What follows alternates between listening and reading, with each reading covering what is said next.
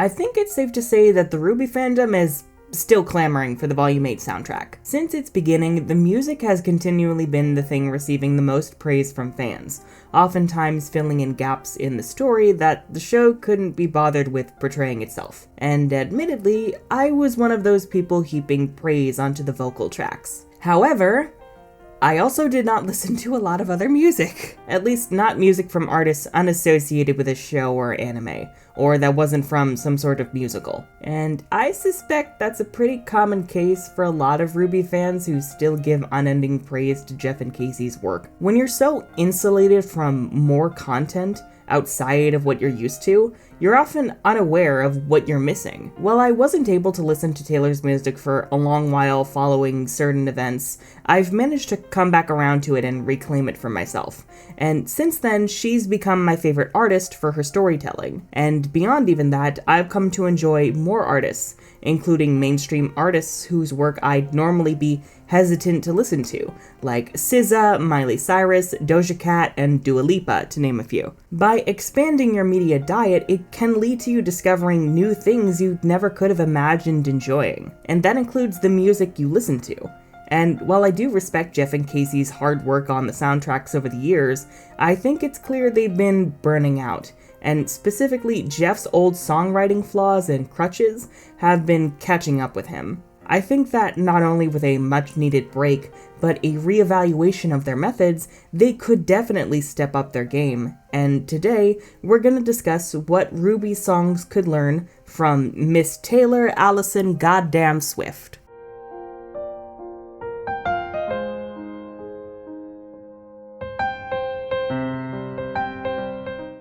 As I've said, I initially adored the RWBY vocal tracks.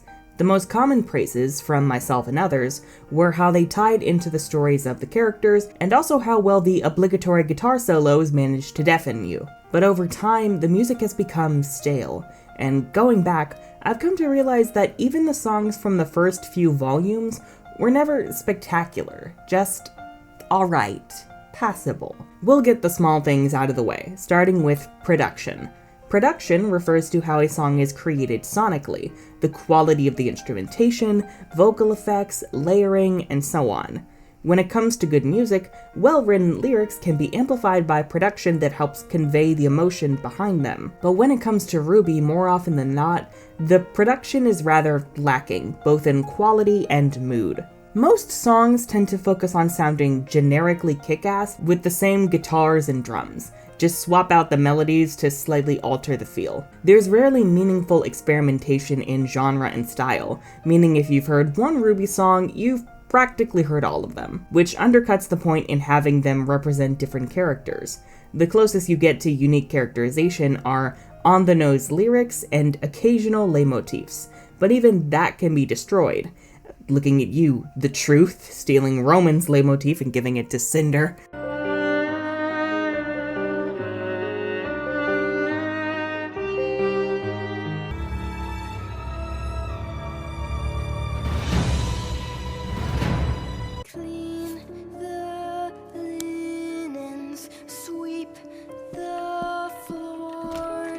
This especially goes for the slower songs, whether it's the nostalgic longing of home, but I know that when I'm with you, I'm at home, or the haunting eeriness of Until the End, I'll be here until the end, or the pained vocals in All That Matters. That's all that matters somehow. The production across the board is too static to meaningfully separate these songs sonically. Again, you hear one sad RWBY song, you heard all of them. But on top of the lack of experimentation, there's also an issue in the raw quality of the instruments. Most RWBY songs sound muffled instrument-wise. Upon listening to more albums by professional artists, I've come to appreciate quality production, and that includes crisp instruments that are perfectly balanced, so you can hear all the detail the artist has included. It's like the difference between the original Red by Taylor Swift versus Red Taylor's version, whose productions are night and day. The original Red's production is solid, but Taylor's version has a higher quality production that provides a richer atmosphere.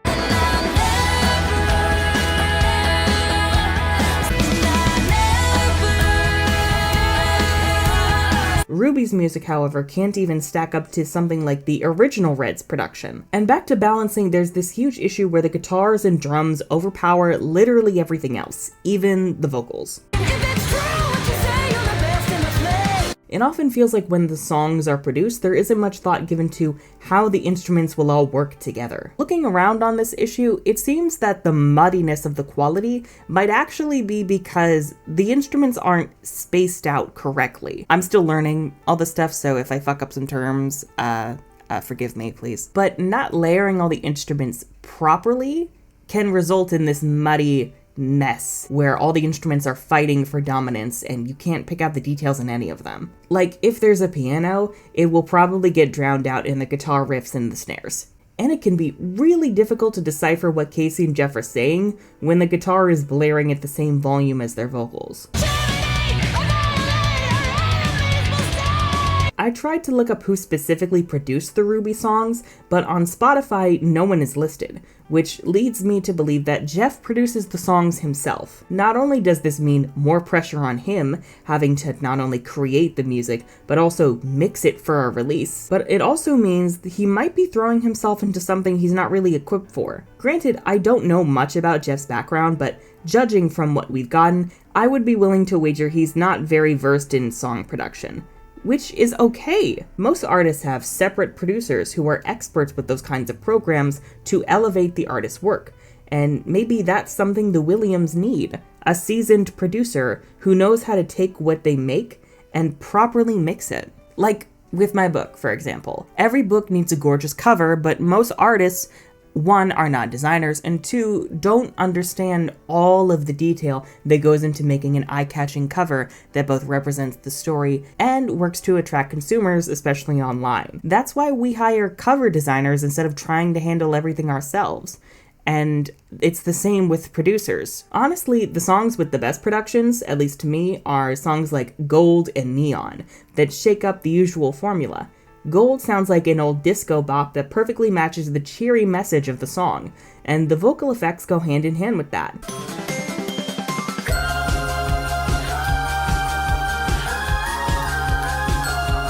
While Neon integrates some cute 8-bit sounds along with the synths to fit Neon's retro flashy vibe.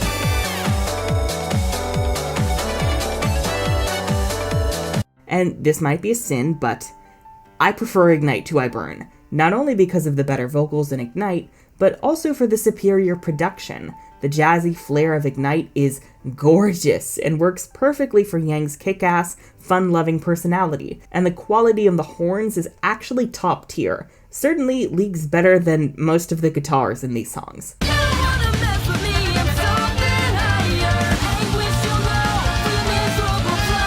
As for vocals, they're fine, at least Casey's. She's come a long way as a vocalist, and the acoustics are by far the best showcase of that. I may fall, but not like this. It won't be by your hand. She definitely struggled more in the early days, especially in songs like I Burn, but Jeff does not help with his lyrics. Good lyrics are like good poetry, focusing on not only what the words mean, but how the prose sounds when the words are strung together. Jeff has a tendency to cram as many syllables into each line as possible, drawing out what could be simple phrases into needlessly convoluted run-ons.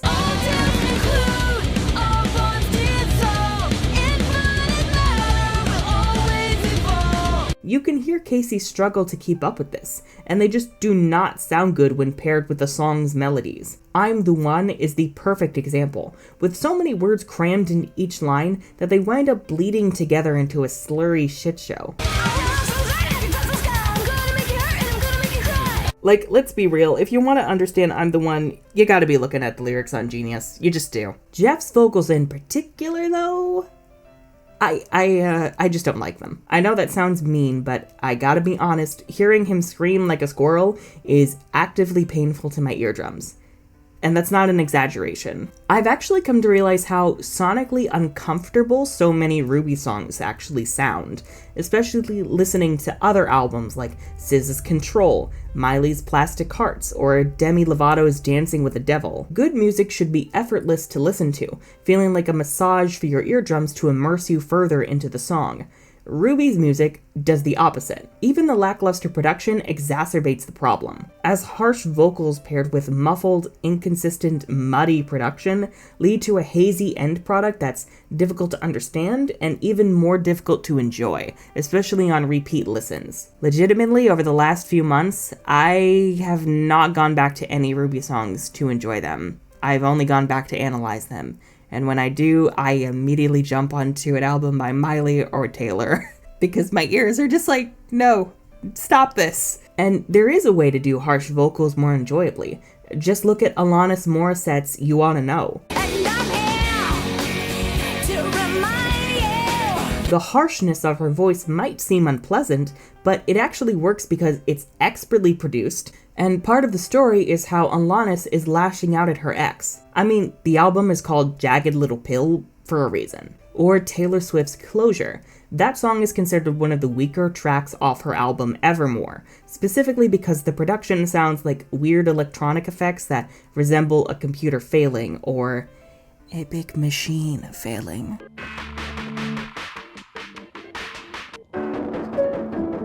Which resembles the failing connection between the singer and the former lover who tried reaching out to them to no avail. I know I'm just a wrinkle in your new life. And then the lyrics. If I had to summarize how I've fallen out of love with Jeff's lyrics, it's that they're not telling you a story. They're wiki page summaries of character motivations.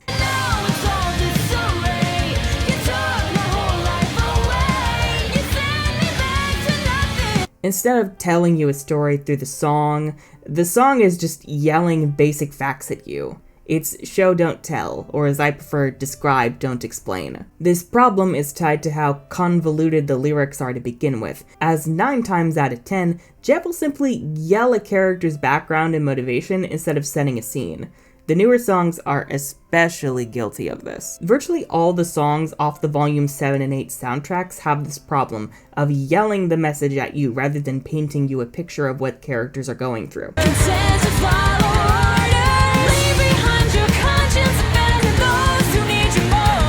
We'll describe this more in the next section, but rather than putting you in the shoes of characters and getting you to viscerally feel what they're feeling, the lyrics tend to fall flat and feel hollow, reading more like a pitch for a song's concept than actual lyrics, especially when they fall into the same tired tropes over and over again. Like writing yourself into a fairy tale. I get it. Oh my god. Trust Love feels like the quintessential example of all these problems coming together. It's a death by 1,000 cuts, if you will.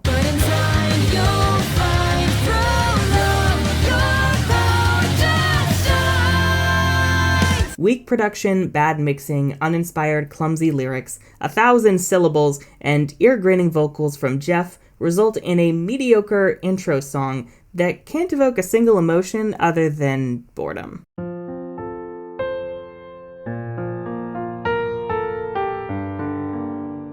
When a Taylor Swift fan is asked why they love her music, usually the answer is her storytelling.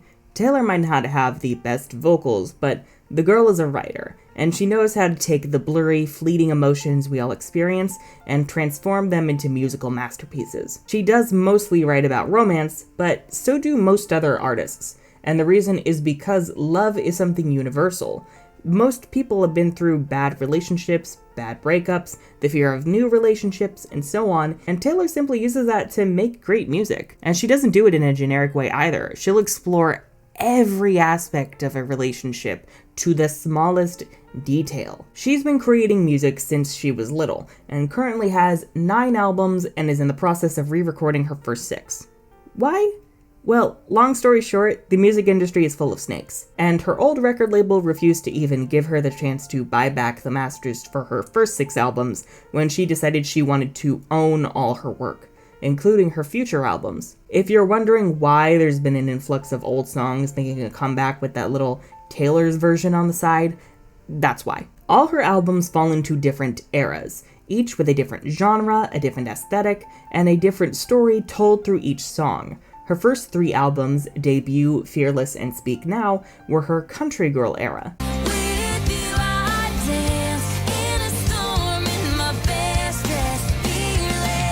Then came Red, when she wanted to experiment with her style and created a bloated masterpiece of so many different genres mushed together, capturing the full emotional spectrum that comes with a love that was both passionate and tragic. Sad, beautiful, tragic. Losing him was blue like I never known.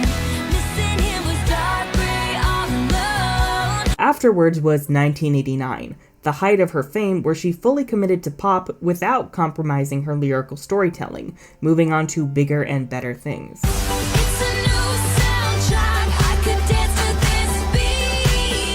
Her Reputation era came years after 1989, where after being vilified by the media for standing up for herself and dating too much, what the fuck, she came back swinging, taking this manipulative, scheming caricature that was projected onto her and reclaiming it, branding herself the Queen of Snakes. They say I did something bad. It wasn't feel so good. But actually, that's just a facade. Reputation is actually one of her more lovey-dovey albums, with its story centering on a new, more private relationship where she took time to heal and learned how to focus on what was best for herself and leaving behind things that weren't serving her. Rep starts dark, with heavy EDM style in its production, but ends on Call It What You Want and New Year's Day. Much softer songs, all about the love she's found for this person and herself, showing that she's come out the other side of the storm and is in a better, calmer place. I'll be cleaning up bottles with you on New Year's Day. Can you tell Rep is one of my favorites? Lover is Taylor's first owned album, all about the many ways love manifests, with a focus on the messy bits that movies and books tend to gloss over. Can I go?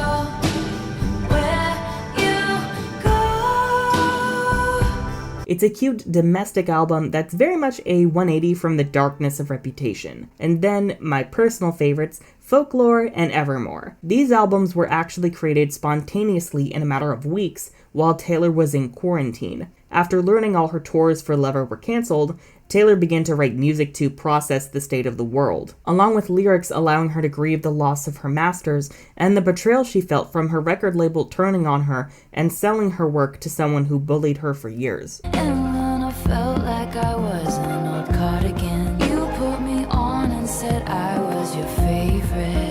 Folklore and Evermore are storytelling masterpieces. I'm actually hoping to release a video all about Folklore soon, ideally on Taylor's birthday, December 13th, but suffice to say, they're fantastic. They're less autobiographical than her previous albums. In fact, Taylor went full novelist mode and tried to tell fictional stories about the people living in the woods of her mind, including messy love triangles, historical pariahs, and people who struggle with their mental health, chronic illness, and burnout. I had the shiniest wheels, now they're rusting. Though her albums are sonically different, they still flow with each other because of Taylor's songwriting abilities. She paints a picture to get you invested in these characters and their motivations, even in her earlier songs, making the pain visceral through vivid imagery and expert motifs. I try not to fall apart, and the sinking feeling starts as I say hopelessly, he said he'd be here. I've heard Taylor's music described as movies playing out in your head,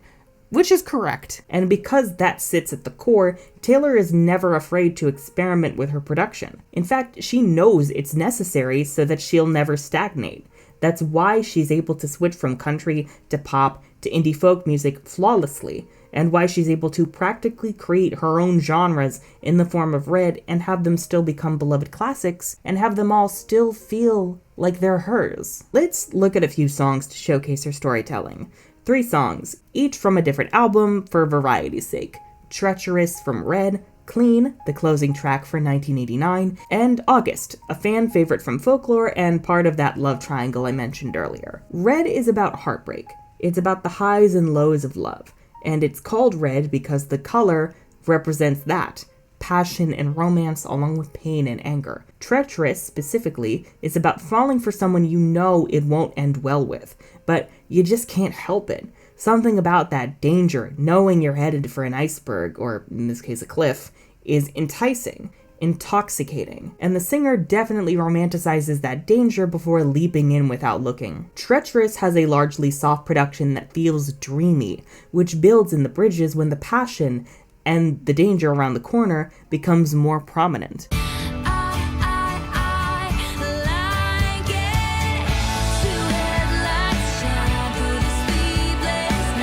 The song starts out strong lyrically.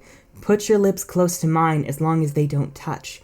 Out of focus, eye to eye, till the gravity's too much. And I'll do anything you say if you say it with your hands. And I'd be smart to walk away, but you're quicksand. Very simple words, but they're strung together in a way that's pleasing to the ear, easily fits the melody and the rhythm, and they tell a concise story, getting close enough to someone you're attracted to where you don't want to hold back, but you also know that you should for your own sake. With the person this song is supposedly about, Taylor often uses images like cars and Polaroids, things present in their relationship that tie the story to him specifically, which is why these images also dominate 1989's tracklist. She goes ham in the bridge, giving us a picture of how this man and reminders of him, like his car's headlights breaking through the night, are stuck in her head, and she just can't get past him.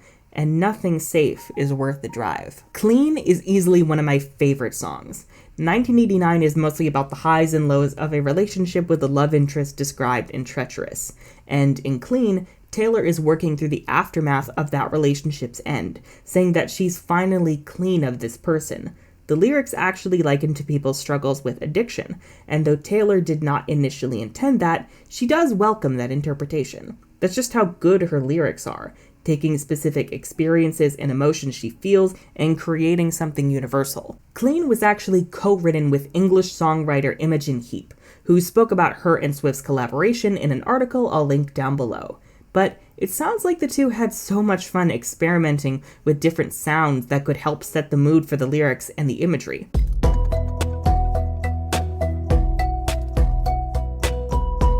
When I hear this song, I immediately think of water, and Imogen's backing vocals beautifully expand this atmosphere, feeling like they're signaling the clouds opening up to release a downpour in the choruses, especially that last chorus.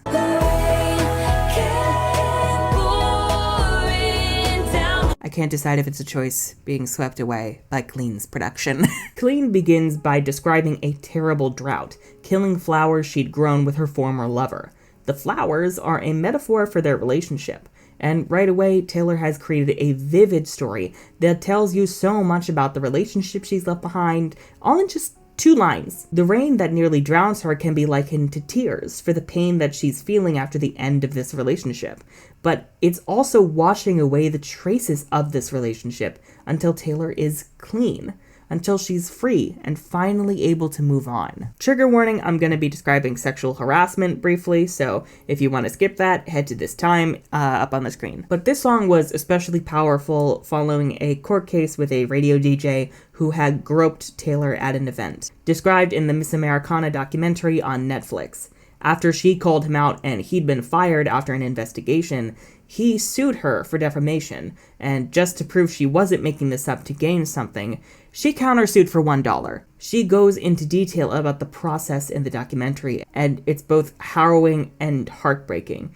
and this happens to women all the time. You walk into a courtroom, and then there's this person sitting in a swivel chair, staring at you like you did something to him. The first thing they say to you in court is, "Why didn't you scream? Why didn't you react quicker?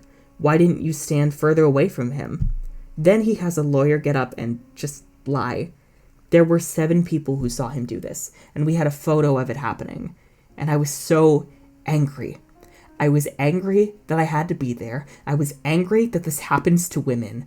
I was angry that people were paid to antagonize victims. I was angry that all the details had been twisted. You don't feel a sense of any victory when you win because the process is so dehumanizing. This is with 7 witnesses and a photo.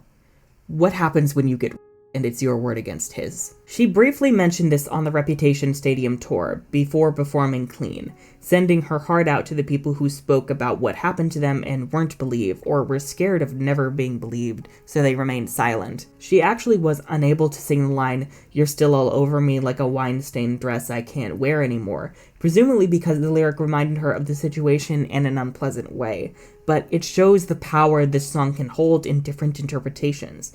And on a real note, I am so proud Taylor came out the other side stronger and stood up for victims of assault, and also became far more vocal in her beliefs afterwards. Seriously, I really recommend the Miss Americana documentary. It's so good. I rewatched it just the other day, and I cried several times. And then we have August. As I mentioned, Folklore includes a love triangle between 3 fictional characters, where this teenage boy James has cheated on his girlfriend Betty with this other nameless girl. We call her Augustine. August is from Augustine's perspective, reflecting on this whirlwind summer romance. Salt air and the rust on your door. The chorus is iconic, but I can see us lost in the memory. August slipped away into a moment in time, 'cause it was never mine. And I can see us twisted in bedsheets. August sipped away like a bottle of wine, 'cause you were never mine. Excellent wordplay, as the slight differences sound close enough to please your lizard brain's expectations, but change it up to keep you engaged. It's also a concise way to describe their relationship, a summer fling that was bound to fade away, a bottle of wine that goes quicker than your liking. So much for summer love and seeing us 'cause you weren't mine. And for proof of her songwriting abilities, I highly recommend checking out her Reputation poetry, where she describes the vibes of this era in some of the most gorgeous prose you've ever witnessed. Why She Disappeared tells her story through a broken woman rising above her sullied reputation to finally step into her power. The Trick to Holding On focuses on letting go of whatever isn't serving you anymore. And If You're Anything Like Me is a sweet narrative talking to the reader like they're in the same boat as her, almost like she's talking to her past self with all of the wisdom she has gained through her hardships. Past me, I wanna tell you not to get lost in these petty things. Over the years, Taylor's worked with a number of producers, including Max Martin and Shellback, the most iconic pop producers ever. They're part of why the pop songs on Red and so much of 1989 Reputation were as catchy and fun as they were. We come back every time 'cause we never go out of style. We never go out of style. But the 2 main producers Taylor works with, especially on Folklore and Evermore, are Jack Antonoff and Aaron Dessner. These 2 have vastly different styles, but they always find a way to bring Taylor's vision to life, working with her directly. And you can get a glimpse of that in the Long Pond documentary on Disney+. Hello Disney, Netflix, please sponsor me for this, I got bills to pay. Jack loves to experiment with his productions, and he's quite versatile. He produced the lead Reputation single, Look What You Made Me Do. I don't trust nobody and nobody trusts me. Oh baby, I trust started in your bad dream. But he's also produced Getaway Car, You were driving the getaway car. We were flying, but we never get far. Cruel Summer, I love you, ain't that the worst thing you ever heard? He looks so pretty like a devil. It's new. The Archer, I never grew up. It's getting so old. Help me hold on to you. My Tears Ricochet, And if I'm dead to you, why are you at the wake? and many more. He excels in finding new sounds to bring out the emotion of the story Taylor is trying to tell, and he never winds up being pigeonholed into one specific style. Aaron, meanwhile, is a perfect addition to the folk vibes on Folklore and Evermore, and he's even helped with a lot of the vault songs on Taylor's re-recorded albums. How can a person know everything at 18, but nothing at 22? When this man picks up a guitar, it is magical. And he can find a million different ways to make it sound, from the heavy metal plucking on invisible string that's cute and endearing,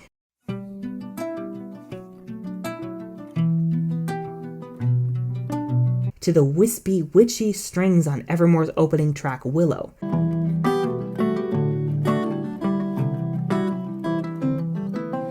And the fact he created the perfect sound for female rage in the subdued piano of Mad Woman.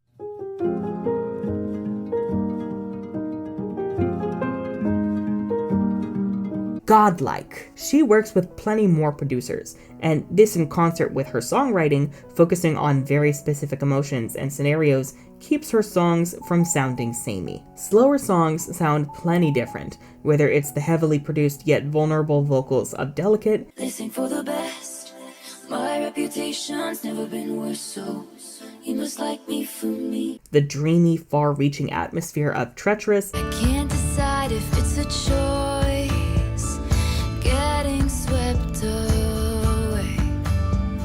or the soft love confession of New Year's Day. Please hold on, don't to the memory, become a stranger. Taylor's music is a masterclass in storytelling, from her lyrics to her word choice to her production, and I think Jeff and Casey could definitely learn a thing or two from studying her work.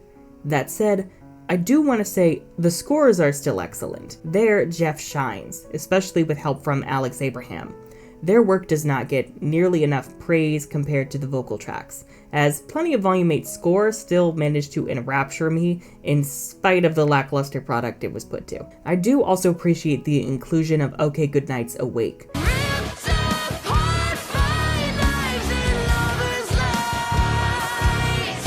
I really enjoy their work, as it feels they're far more willing to experiment with their sound than Jeff, and the lyrics tend to have stronger, albeit trippier imagery. As she wakes up, her eyes cool roads to go. But to Jeff specifically, I want to say I do appreciate the work that you've put into the show's music for all these years. This is not to disparage your efforts at all. Rather, I think maybe a new approach might be in order. From looking at the lyrical stylings of other artists, to looking for producers who could find ways to mix your songs in ways you yourself might not have tried otherwise. Along with Taylor, some artists I recommend checking out are SZA, Alanis Morissette, and Lizzie McAlpine. But don't stop there. Get curious about music from all sorts of genres you might not normally dip your toes in. Oh, actually, one album I very much recommend that I think would fit RWBY's style perfectly is Plastic Hearts by Miley Cyrus.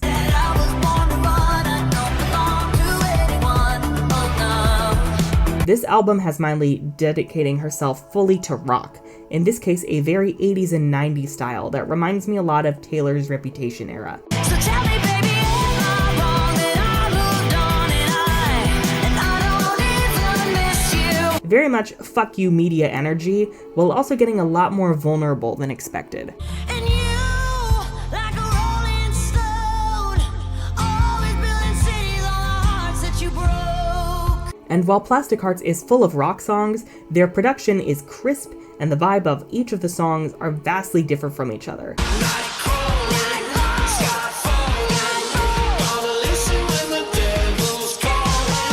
The title track, Plastic Hearts, would low-key make a better intro to Volume 7 than Trust Love, I'm just saying.